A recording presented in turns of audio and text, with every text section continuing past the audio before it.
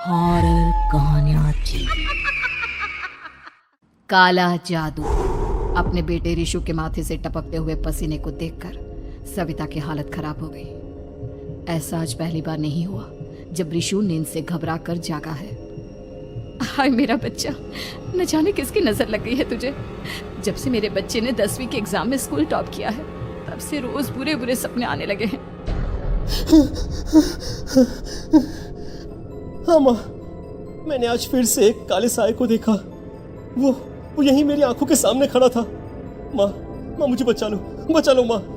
वो मुझसे कह रहा था कि मुझसे बदला लेगा। माँ कहीं ये प्रशांत।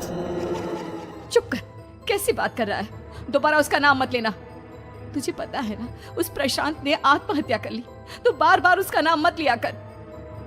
मम्मी, क्या सच में प्रशांत ने आत्महत्या की थी? चुप कर, बहुत सवाल पूछता है आजकल। और फिर रात के वक्त सविता के पूरे घर में एक अजीब सा काला धुआं छाने लगा। गहरी नींद में सोई सविता की जैसे ही आंख खुली उसका दम घुटने लगा। वो दौड़कर रिशु के रूम की तरफ गई जहां उसके दरवाजे पर घूमती एक काली परछाई देख वो बुरी तरह से घबरा गई। कौन है वहाँ? कौन है? सामने आओ। ये मैं हूँ, तुम्हारी काली करतूत।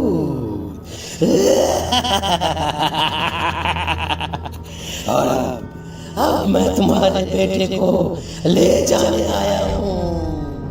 नहीं, मेरे बच्चे को छोड़ दो प्लीज। मेरे रिशु को कुछ मत करना। वो परछाई रिशु के कमरे में घुस जाती है। सविता भी उसके पीछे पीछे दौड़कर जाती है और देखती है कि अब वो साया साफ नजर आ रहा था।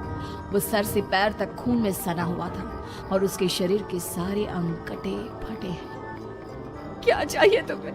तुम जो बोलोगे मैं करूंगी, लेकिन मेरे रिशु को छोड़ दो। उस परछाई ने रिशु को गर्दन से पकड़कर दीवार के सहारे हवा में उछाल दिया। रिशु जोर जोर से चिल्लाने लगा। माँ बचाओ मुझे, बचा लो माँ, ये मुझे मार डालेगा। माँ मुझे बचा लो माँ। नहीं, ऐसा मत करो। मुझे मार दो लेकिन मेरे बच्चे को छोड़ दो। मैं तुम्हारे आगे हाथ जोड़ती हूँ। वो परछाई रिशु को जमीन पर गिरा देती है और अचानक वहां से गायब हो जाती है। रिशु, मेरा बच्चा, तू ठीक तो है ना? कुछ बोल बेटा, क्या हुआ है तुझे? मैं ठीक हूँ माँ। क्या हुआ था यहाँ पर? कुछ नहीं बेटा, कुछ नहीं। तू परेशान मत हो। हम कल ही गांव के बाहर जो तांत्रिक महाराज रहते हैं उनके पास चलेंगे। ठीक है माँ, हम जल्द ही उनके पास चलेंगे। मुझे बहुत डर लग रहा है माँ। ये बार बार मुझे डरावने सपने आना, ये सब हमारे साथ क्यों हो रहा है माँ? अगले दिन सविता अपने बेटे रिशु को लेकर गांव के बाहर तांत्रिक के पास जाती है। जिस जगह पर तांत्रिक रहा करता था वो जगह बहुत डरावनी थी। चारों तरफ कंकाल और खूब भूतियां नजर आ रही थी। गांव से दूर वीराने में उस जगह पर जोर से आंधी चल रही थी। रिशु ने डर कर अपनी माँ का हाथ पकड़ लिया। माँ मुझे बहुत डर लग रहा है। ये कैसी जगह है? देख बेटा, हमारे साथ जो कुछ भी हो रहा है उसका इलाज सिर्फ और सिर्फ ये तांत्रिक महाराज ही बता सकते हैं। अब यही है जो हमें प्रॉब्लम से बाहर निकाल सकते हैं। जैसे ही सविता और रिशु तांत्रिक की झोपड़ी के अंदर पहुंचे, वहां का नजारा देखकर उनकी आंखें फटी की फटी रह गई। तांत्रिक की झोपड़ी के अंदर कई सारे लोग अपनी गर्दन घुमा घुमा कर जोर जोर से चीख रहे थे। कौन हो तुम और यहाँ क्यों आई हो? महाराज, मेरे बेटे को कुछ दिनों से एक डरावनी काली परछाई नजर आती है और कल रात उसने मेरे बेटे पर हमला भी कर दिया।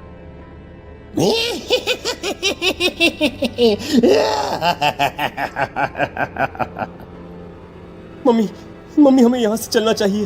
ये जगह मुझे ठीक नहीं लगती। नहीं बेटा, ऐसा नहीं कहते। रुक जाओ, 2 मिनट के लिए रुक जाओ। क्या कहा? काली परछाई? तुम्हारे बेटे पर किसी काली परछाई ने हमला किया? हाँ महाराज, वो कह रही थी कि वो मेरे बेटे को कुछ कर देगी।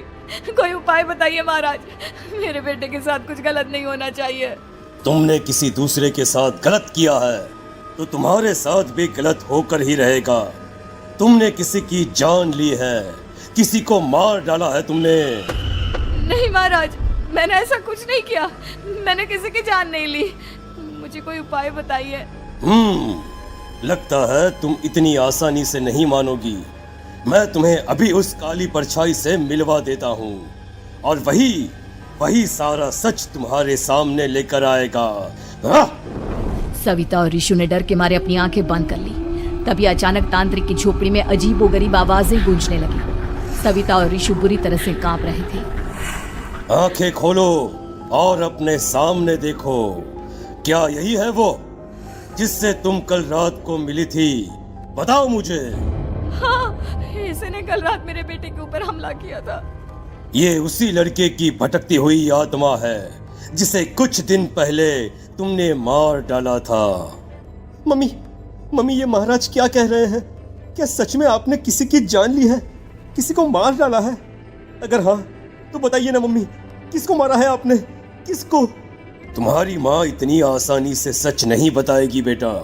इसने एक बच्चे की जान ली है। कहीं उसका नाम प्रशांत तो नहीं महाराज? वो मेरा दोस्त है, मेरा मतलब मेरा पड़ोसी है। सही पहचाना।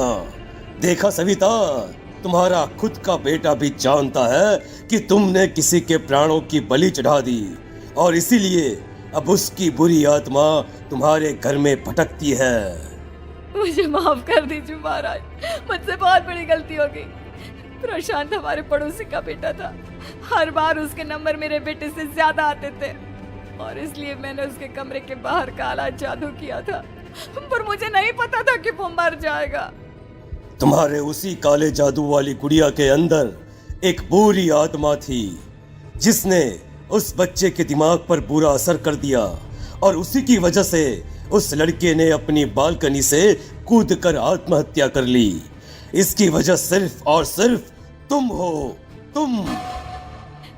नहीं महाराज, जो कुछ भी हुआ मुझे नहीं पता था कि प्रशांत अपनी जान दे देगा। प्रशांत की आत्मा इस वक्त तुम्हारे सामने खड़ी है, हमसे बात करना चाहती है। बोलो क्या कहना चाहते हो? मैं जीना चाहता था, बड़ा होकर कुछ बनना चाहता था। आपके बेटे से मुझे कोई परेशानी नहीं थी। अरे वो तो मेरा अच्छा दोस्त था। मुझे माफ कर दो बेटा, मुझसे बहुत बड़ी गलती हो गई, मुझे माफ कर दो। माफ करने से मुझे वापस जिंदगी नहीं मिल जाएगी। मेरे माँ बाप आज भी मेरे लिए रोते हैं। आपने मेरे साथ बहुत गलत किया है, बहुत गलत। और तभी अचानक प्रशांत की आत्मा वहां से गायब हो जाती है। सविता जोर जोर से रोने लगती है। सुन लिया तुमने? ये तुम्हारे अपने ही किए हुए पाप हैं जो इस तरह से तुम्हारे सामने आ रहे हैं। माँ, ये आपने अच्छा नहीं किया। सिर्फ 10th बोर्ड के एग्जाम में मैं टॉप कर पाऊं इसलिए आपने मेरे दोस्त के ऊपर काला जादू कर दिया। नहीं मम्मी, नहीं, अब हम कभी खुश नहीं रह पाएंगे, कभी नहीं। मेरे दोस्त की आत्मा को कभी शांति नहीं मिलेगी मम्मी, कभी नहीं। लेकिन मैंने जो कुछ भी किया सिर्फ तुम्हारे लिए किया। वो लड़का हमेशा फर्स्ट पोजीशन पर आ जाता था और इस वजह से हमेशा तुम्हारे मार्क्स कम पड़ते थे। मैंने तो सिर्फ उस पर एक छोटा सा काला जादू किया था बेटा। मुझे क्या पता था कि उसका ये नतीजा निकलेगा। जिस गुड़िया को तुमने उस लड़के के कमरे के दरवाजे पर लगाया था, दरअसल उसके अंदर एक बुरी आत्मा का प्रवेश हो गया था, जैसा कि अक्सर काला जादू करते समय हो जाता है। मुझे अपनी गलती का एहसास हो गया है, मैं प्रायश्चित करना चाहती हूँ। आप बताइए मैं क्या करूँ? प्रशांत के घर जाकर उस काली गुड़िया को वहां से निकालकर यहाँ लेकर आओ। मैं उसे आग में जलाकर राख कर दूंगा और उसके बाद प्रशांत की आत्मा को हमेशा के लिए मुक्ति मिल जाएगी। अगली रात सविता चुपचाप अपने पड़ोसी प्रशांत के घर जाती है। प्रशांत के माँ बाप प्रशांत की मौत के बाद उस घर को छोड़कर हमेशा के लिए वहां से चले गए थे। जैसे ही सविता उस घर के अंदर कदम रखती है, उसका सामना अजीबोगरीब हैवानियत से भरी आवाजों से होने लगता है। ऐसा लग रहा था जैसे कोई बुरी तरह से चीख रहा हो।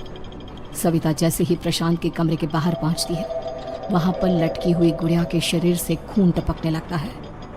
ये क्या हो रहा है? इस गुड़िया के शरीर से खून क्यों टपक रहा है? सविता हिम्मत करते हुए उस गुड़िया को वहां से उतारने की कोशिश करती है, लेकिन तभी अचानक से बहुत भयानक दिखने वाली औरत उसकी आंखों के सामने आकर खड़ी हो जाती है। मैं यहाँ से कहीं नहीं जाऊंगी और अगर तूने मुझे यहाँ से हटाने की कोशिश की तो मार डालूंगी मैं तुझे। नहीं नहीं, मुझे तुम्हें यहाँ से ले जाना ही होगा, नहीं तो मेरा बेटा, उसकी जान को खतरा है। मैं तुम्हें नहीं छोड़ सकती। अगर तुम्हारे अंदर हिम्मत है तो मुझे इस घर से बाहर ले जाकर दिखाओ। और ऐसा कहकर वो औरत सविता के ऊपर हमला कर देती है और उसे हवा में उछाल उछाल कर जमीन पर पटकती है। लेकिन तभी अचानक मौका देखकर सविता अपने हाथ में ली हुई सुई उसके हाथ में चुभो देती है। हाथ में सुई लगते ही वो औरत जमीन पर तड़पने लगती है। ये क्या किया तूने? ये क्या कर दिया? तुझे ऐसा नहीं करना चाहिए था। तांत्रिक ने मुझे कहा था कि तुझसे जीतने का सिर्फ यही एक तरीका है जिससे मैं अपने पापों का प्रायश्चित कर सकती हूँ और अपने बेटे की जान बचा सकती हूँ। और उसके बाद वो डरावनी दिखने वाली औरत एक छोटी सी जादुई गुड़िया में तब्दील हो गई और सविता ने उसे ले जाकर तांत्रिक को दे दिया। तांत्रिक ने जादुई गुड़िया को आग के हवाले कर दिया।